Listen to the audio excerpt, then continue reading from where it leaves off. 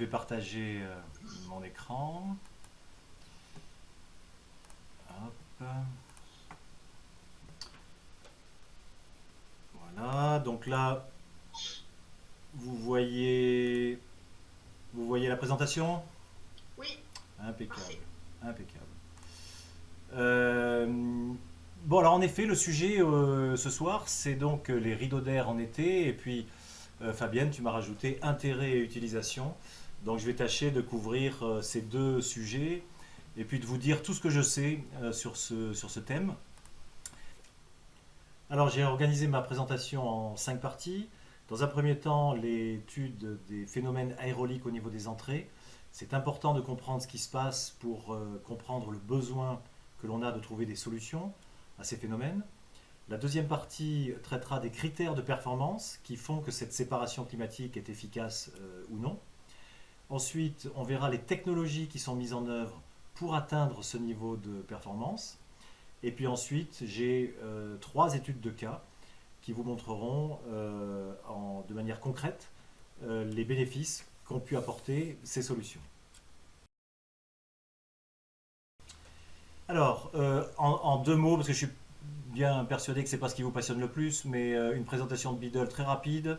On est très spécialisé dans le domaine de la diffusion d'air, que ce soit les cassettes à diffusion circulaire, les aérothermes à buse, les ventiloconvecteurs et bien sûr les rideaux d'air avec différentes technologies dans le domaine de la diffusion de l'air. On est présent dans de nombreux pays, dans tous les pays qui sont en rouge là, et la France s'occupe de la partie Europe du Sud, France, Portugal, Espagne, Italie et puis le Maghreb. Il y a trois usines aux Pays-Bas, en Angleterre et au Canada. Constructeur donc de matériel de génie climatique, on a des solutions très spécifiques, donc on n'a pas un catalogue épais comme ça avec 3000 références et on a une vingtaine de produits pour lesquels on essaye d'être les meilleurs et dont les rideaux d'air. Alors, on a évidemment toutes les certifications nécessaires, ISO 9001, ISO 14001, qui sont demandées aujourd'hui. La seule petite particularité, c'est que ISO 9001, Beadle l'a obtenu en 1992, c'est-à-dire bon, bien longtemps avant que la plupart des entreprises s'y intéressent, pour vous dire que bon, la qualité, la fiabilité, ça fait partie de la culture de l'entreprise depuis toujours, depuis très longtemps. Et puis, on n'est pas une très grande entreprise, donc on travaille avec beaucoup de centres de recherche, et en particulier le centre qui s'appelle le TNO, qui est le centre de recherche aux Pays-Bas, parce que notre R&D est aux Pays-Bas. Mais on travaille aussi avec des centres français, comme EDF, comme le CNRS. Euh, il y a quelques temps, j'avais des contacts avec l'école des mines aussi. Voilà, enfin, donc pas mal de centres de recherche dans les différents pays. Hollande, Allemagne, Angleterre, États-Unis. Voilà. Voilà. Alors, si on en vient au cœur du sujet, donc les phénomènes que l'on rencontre au niveau des ouvertures. Alors, il y a eu pas mal d'articles qui ont été écrits à ce sujet-là. Donc, j'en ai choisi trois là rapidement. Mais donc, il y en a un qui vient d'une organisation canadienne qui s'appelle le Building Envelope Council et qui dit dans un de ses articles les fuites d'air constituent un élément important de consommation énergétique représentant entre 15 et 35% du coût total de l'énergie dans les bâtiments commerciaux. Donc qui dit fuite d'air dit compensation par les entrées et donc entrée d'air par les ouvrants. On a un autre article là, une étude qui avait été faite par l'ADEME sur un site commercial à haute efficacité énergétique. Et on peut lire dans cette étude les mouvements d'air non contrôlés par les accès peuvent représenter jusqu'à 30% des besoins thermiques du bâtiment. Ce 30-35%, c'est un chiffre qu'on retrouve assez régulièrement dans les études. Et puis il y en a une qui est assez connue dans le monde des rideaux d'air. Elle a été faite par l'AMCA donc aux États-Unis. Et c'est un chercheur qui a étudié l'utilisation des rideaux d'air dans les 8 zones climatiques des États-Unis. Et alors il y a deux zones qui sont exclusivement chaudes, il y a trois zones qui sont exclusivement froides, et puis il y a les zones qui sont plus tempérées au milieu. Mais en tout cas, dans sa conclusion, il disait, alors là c'est en anglais, mais La consommation énergétique annuelle du bâtiment est toujours moindre dans toutes les zones climatiques quand on utilise un rideau d'air. C'était une des dernières phrases de l'étude. Donc voilà, c'est pour vous dire que le sujet dont on parle ce soir, ben, finalement, c'est un sujet important qui peut représenter une partie non négligeable de la consommation énergétique du bâtiment. Dans un premier temps, c'est important de comprendre ce qui se passe en hiver avant de voir ce qui se passe en été et qui est le sujet de notre présentation. En hiver, on est confronté à deux phénomènes principaux. On a donc un phénomène de convection avec une perte d'air intérieur par le haut de l'ouverture et puis une entrée d'air extérieur plus froid par le bas de l'ouverture, donc dû à une différence de densité, les deux masses d'air glissent l'une sur l'autre. C'est la convection libre. On a un deuxième phénomène qui est un phénomène de dépression ou de ventilation. Un bâtiment, c'est jamais étanche, à part une chambre froide, et encore. Sinon, il y a une multitude d'inétanchéités qui font que ces déperditions, elles sont compensées par les entrées. Et au final, on a la combinaison de ces deux phénomènes qui créent à la fois les pertes d'énergie et l'inconfort dans le bâtiment. Alors, pour visualiser ce dont on parle, on a l'habitude de mettre un écran à travers l'ouverture et puis avec une caméra thermique de filmer les températures qui sont captées par l'écran. Donc là, on voit, avant que le rideau d'air soit en route, on voit la convection, on voit très bien la convection, le froid qui rentre par le bas, le chaud qui s'en va par le haut au niveau du sommet de l'ouverture. Et puis on met en route le rideau, et puis là, la séparation, en fait, se crée. Et là, elle est très très nette entre l'intérieur et l'extérieur. Donc on a bien le froid qui reste à l'extérieur, le chaud qui reste à l'intérieur aussi et qui ne s'en va pas dehors.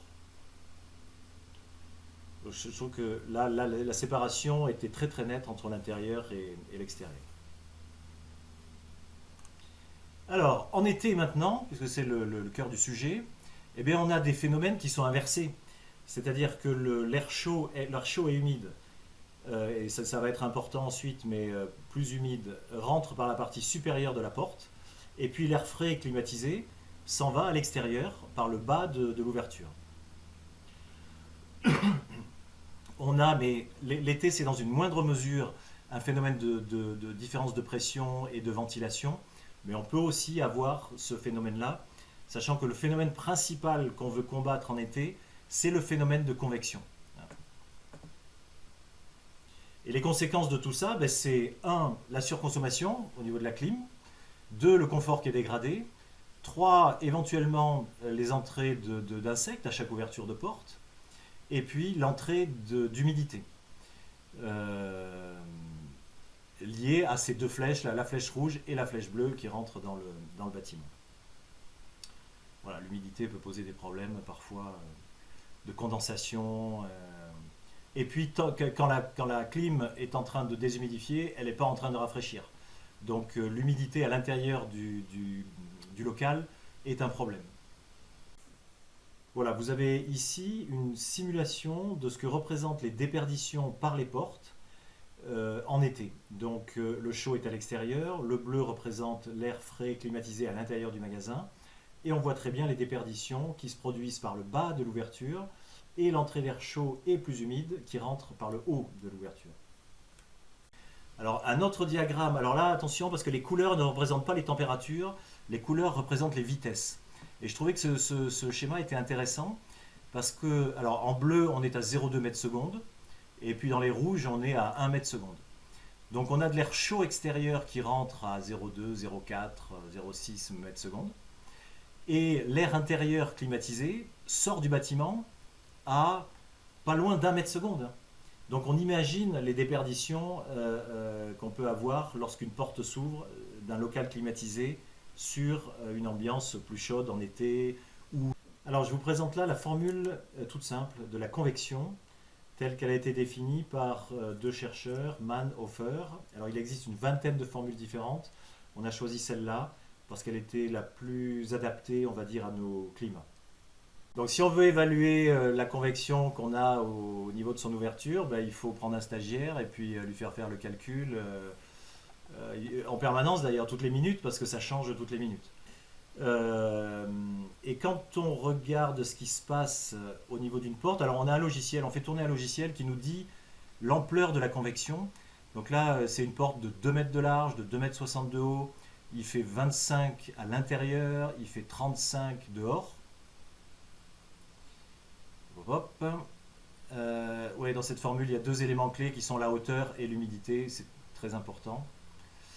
Et voilà, en termes de convection, en termes de déperdition, quand une porte piétonne hein, de cette taille-là, 2 mètres de large, s'ouvre, on a plus de 50 kilowatts de déperdition à l'extérieur. Donc enfin, ce chiffre-là, il m'a toujours impressionné. C'est énorme, en fait, c'est énorme. D'où l'intérêt de trouver une solution pour résoudre ces problèmes. Euh, les critères de performance, ben, on l'a vu, il faut absolument couvrir toute la surface de l'ouverture, donc il faut atteindre le sol. Donc quand on a un rideau d'air, on ouvre sa porte, on regarde si le rideau d'air atteint bien le sol.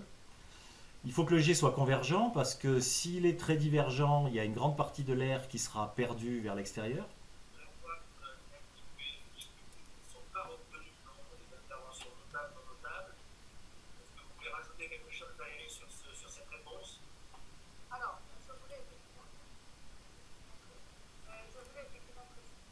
C'est pas pour moi les commentaires là.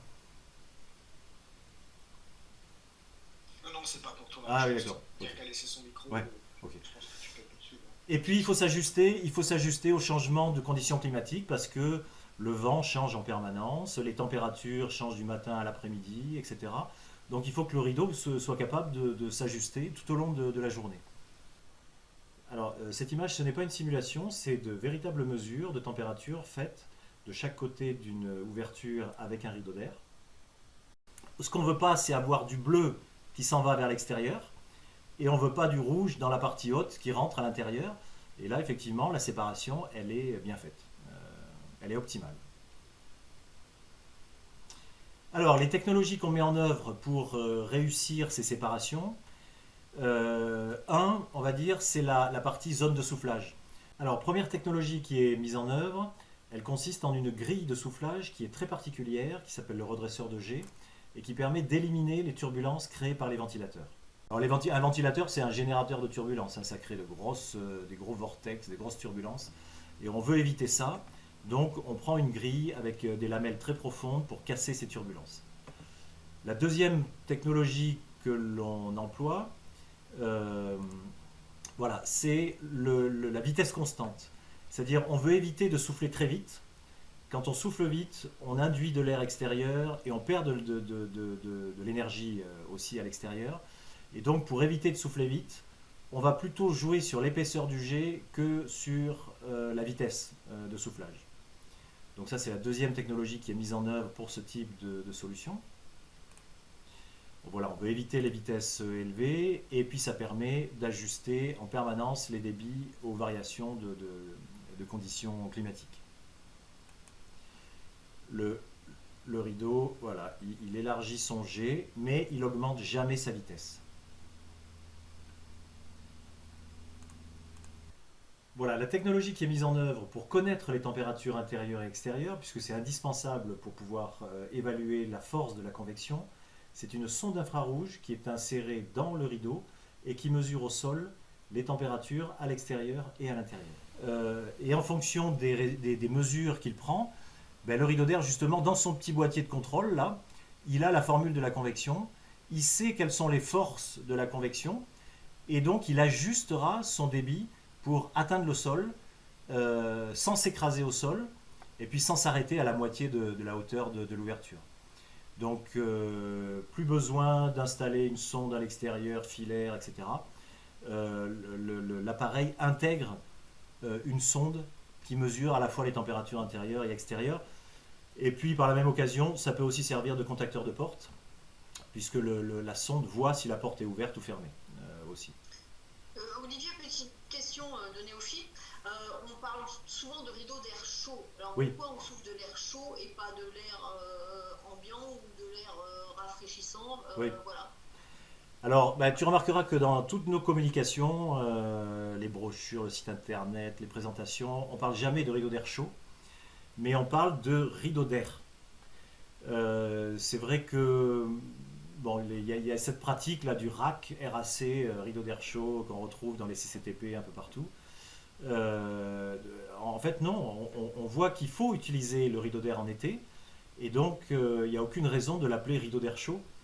Donc la bonne pratique, ça serait d'utiliser le terme rideau d'air.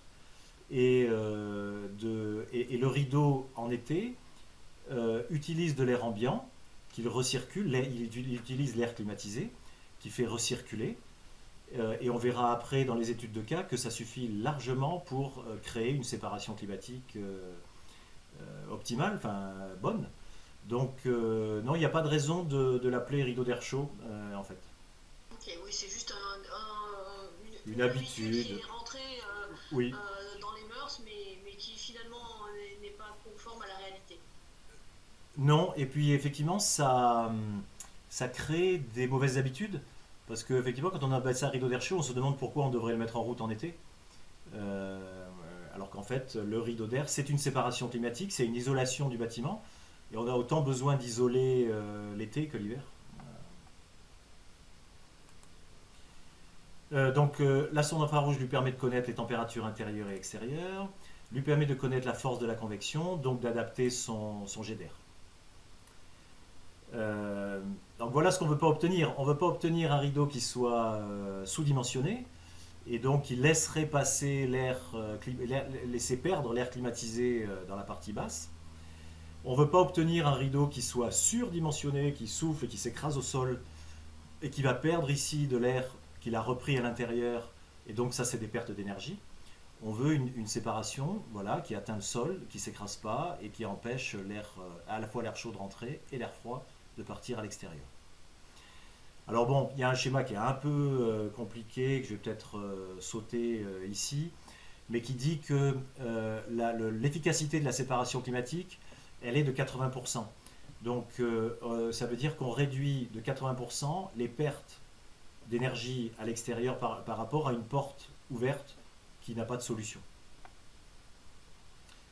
Et puis l'efficacité, elle est constante, quel que soit le débit soufflé, parce que justement, on joue sur l'épaisseur et on ne joue pas sur la vitesse de soufflage. Donc en termes de simulation, voilà la simulation de la solution parfaite, on va dire, idéale. L'air intérieur reste bien à l'intérieur et il n'y a pas du tout d'air chaud qui rentre à l'intérieur. Et ça, c'est réalisé avec de l'air ambiant. On reprend de l'air climatisé intérieur. On n'a pas besoin de le rafraîchir. Et donc il y a un phénomène de recirculation, c'est pour ça que je fais ce geste-là, parce que on souffle vers le bas et puis ensuite on reprend ici en façade. Alors la première étude de cas est celle que nous avons réalisée avec EDF. En fait, l'histoire commence par un appel d'un installateur en Guadeloupe qui avait installé un rideau d'air dans un supermarché et qui m'indique que le supermarché fonctionnait avec 4 split systems avant l'installation et plus que 2 après installation. Et vous devriez informer les gens d'EDF parce qu'ils sont à la recherche de solutions d'économie d'énergie, parce qu'ils vendent l'énergie en Guadeloupe au même prix qu'en métropole, forcément, service public. Mais par contre, ça leur coûte beaucoup plus cher de le produire là-bas. Et donc j'avais appelé EDF, EDF avait été sur place, ensuite ils avaient lancé une étude dans leur centre de recherche au Renardière. Et de leur étude, ils ont fait des simulations, etc. Ils ont une salle, ils peuvent faire... ils ont un labo, etc. Et ils en avaient conclu que sans le rideau d'air, les pertes d'énergie représentaient 30% de la consommation globale du local, dans ce cas du supermarché. Alors c'est marrant parce qu'on retrouve 30% encore, donc on perd toujours 30% d'énergie par les portes lorsqu'on n'a pas de rideau d'air. Et puis en utilisant le rideau d'air, on a une réduction de la consommation globale de 20%. Donc il y a un gain à utiliser un rideau. Deuxième cas, un magasin, une boutique en été. Donc là, je ne peux pas cacher le nom de l'enseigne. Donc un magasin de cosmétiques traditionnel dans un pays chaud, là c'était en Espagne. qui avait une solution, pas un rideau d'air qui ne fonctionnait pas, on peut dire qu'il n'y avait pas vraiment de rideau d'air. Et puis on a installé donc ce rideau avec la mesure de la température intérieure, extérieure et la régulation automatique. Alors, on a comparé les consommations énergétiques avant cette régulation automatique et après. Donc en orange, on a la consommation électrique globale du magasin, sachant que la puissance max était de 48, donc on voit bien qu'on est à 48, 48, 48 tout le temps. On est à fond tout le temps. Et en marron, on a la température intérieure. Et on voit qu'ils sont autour de 30 degrés. Donc la clim tourne à fond, ils n'atteignent pas le point de consigne et il fait 30 degrés dans le magasin. Donc pour des cosmétiques, c'est pas terrible. Ils ont donc installé une bonne séparation climatique et une semaine équivalente nous donnera, on voit bien le niveau moyen de consommation électrique du magasin ici. Donc les clims tournent beaucoup moins. Et puis on a gagné en température intérieure. Là, la température intérieure moyenne, elle est autour de 25 degrés. Donc on a gagné 5 degrés en température intérieure. Donc moins 5 dans le magasin, 22% de consommation électrique en moins. Et puis en prime, une réduction des émissions de CO2. Et donc qualité des produits, confort, etc. Et le retour sur investissement, grosso modo, en temps, eh ben, parce que aussi ça doit être oui, alors hop, voilà. Composante du choix. Il s'affiche ici en rouge. En tenant compte du coût d'installation, du coût du matériel, etc., on est à 21 mois de temps de retour sur investissement. Et ça avait fait l'objet dans le rapport annuel de LVMH d'un petit article qui disait le rideau d'air intelligent de Sephora. Le rideau d'air intelligent n'a pas seulement amélioré le confort thermique des clients et du personnel, la tenue des produits de maquillage en période estivale également fait plaisir. Alors eux ils parlent de 10% parce que en vérité il y a 10% de baisse de consommation électrique et ce moins 5 degrés ici équivaut, enfin il y a 11% ici et il y a 11% qui vient de la baisse de température. C'est l'équivalent en consommation électrique d'une baisse de 11%, donc 11 et 11, 22.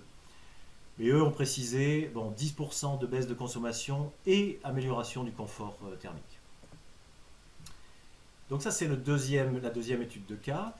Donc la troisième étude de cas sera très visuelle avec une vidéo. Elle représente un magasin de vêtements ou comme dirait LSA, équipement de la personne. Donc en été, local climatisé et installation de rideaux d'air au-dessus de la porte. Forcément, bâtiment, magasin climatisé. On met notre écran, on mesure. La simulation nous dit 32 kW de perte. Là, je trouve ça intéressant parce qu'on voit très bien. Ah ouais, non, trop tard. On voit très bien ce qui se passe. On voit très bien la convection, hein, la perte d'air climatisé par le bas et l'entrée d'air chaud par le haut. Cette fois-ci en réel, là, donc c'est pas du tout des simulations. Et puis on met en route le rideau. Voilà. Et on a une séparation qui se crée, elle prend quelques secondes pour se créer. Et puis ensuite on a plus de bleu, en fait, on va le voir après sur des images, mais on n'a plus de bleu qui sort vers l'extérieur. Et c'est le plus important en fait.